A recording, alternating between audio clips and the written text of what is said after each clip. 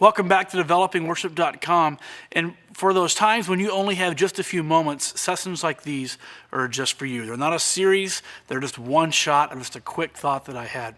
Today, the thought I want to share with you is how important it is for us as leaders to constantly be giving and receiving feedback to those around us.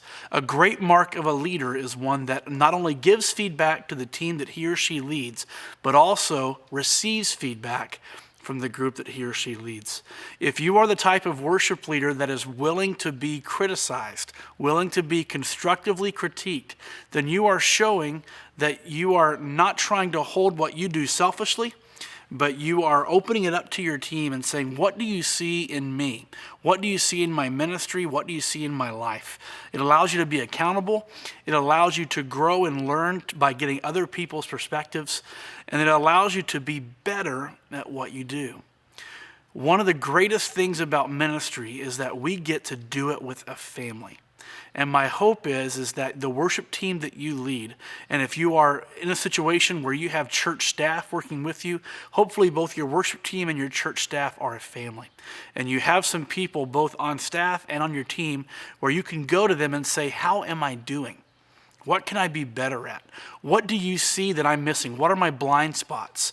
How can I be better musically? Is there a song where my voice is going flat? Is there a guitar part or an instrumental part that I'm constantly just late on? What am I missing? Ask your team members this question. How well am I leading you on stage? Am I giving you enough cues? Am I verbally explaining things enough in rehearsal? Am I setting you up well for success? And then allow them to speak back to you openly and honestly. The leader that receives criticism from his or her team, the leader that asks for it, is the leader that's going to be a better leader over time. So find some people around you that will speak the truth to you, not just what you want to hear, but will speak the truth to you. Surround yourself with them and ask for feedback, and then follow up on that feedback by making changes as you go. Over time, the team that you are leading will start to trust you more because they'll see their feedback start to interact in the way that you lead. They'll start to see some of their suggestions actually come to life, and they will develop trust with you as you develop trust with them. Now, I need to tell you, this won't happen instantly. The first time someone gives you a critique of something you do, you're probably going to take it personally. But over time, you will learn to separate yourself. You'll separate your identity from the things that you do. And you'll be able to allow people to take the things that you do, and they will be able to offer their critique of them, and you'll be able to listen and actually hear them without being defensive.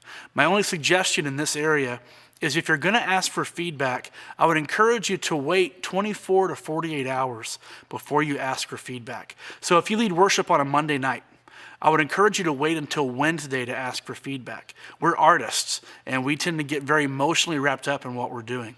And so if you wait a couple of days, it gives you just a little bit of buffer to separate yourself, and then you have a more objective view of what you did and of what went on. And then so does everyone else. And you can actually hear their criticism and their constructive critique better.